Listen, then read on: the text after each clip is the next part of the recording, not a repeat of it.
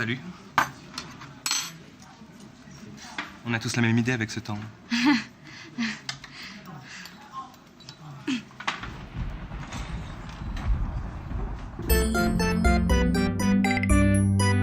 Selon Paul, la pluie et le beau temps seraient les sujets les plus communs pour briser la glace. Mais je ne vois pas quelle glace il faut briser, hein. Le réchauffement climatique le fait très bien tout seul. H2O est l'élément le plus commun dans l'univers. Une combinaison de l'élément le plus abondant, l'hydrogène, et du troisième le plus abondant, l'oxygène. Il y a même de l'eau dans l'espace, sous forme gazeuse ou de petits grains de glace qui flottent entre les étoiles. Mais pour l'apparition de la vie, mieux vaut de l'eau liquide. Donc, à la bonne température et sous la bonne pression. C'est-à-dire sur des planètes situées à la bonne distance d'une étoile.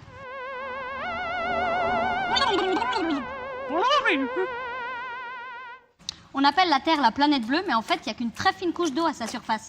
Le centre de la Terre est à environ 6400 km sous nos pieds et les océans ont une profondeur moyenne de seulement 4 km. En comparaison, les océans sont fins comme la pelure d'une pomme.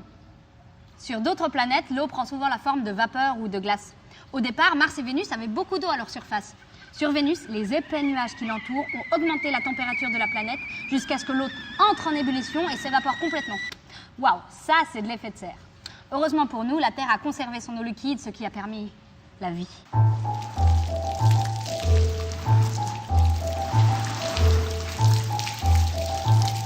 Certains scientifiques pensent que l'eau viendrait du centre de la Terre et d'autres qu'elle viendrait de comètes qui se sont écrasées il y a 3 milliards d'années. Bam!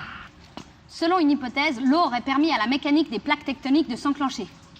Les segments de terre qui voyagent depuis des milliards d'années sur l'eau se heurtent, se détachent les uns des autres et créent des dépressions naturelles.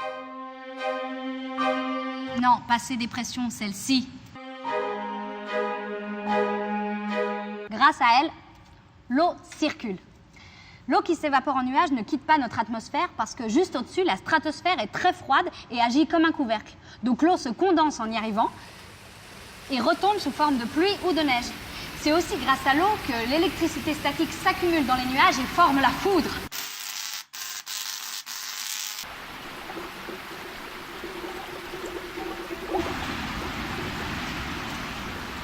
En dessous de ce couvercle de la stratosphère coexistent les 3 états de l'élément H2O.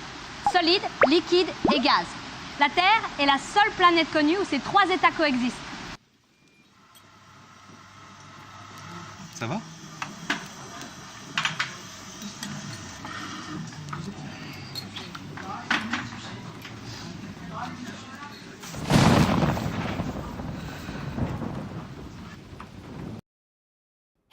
Abonne-toi à ma chaîne YouTube.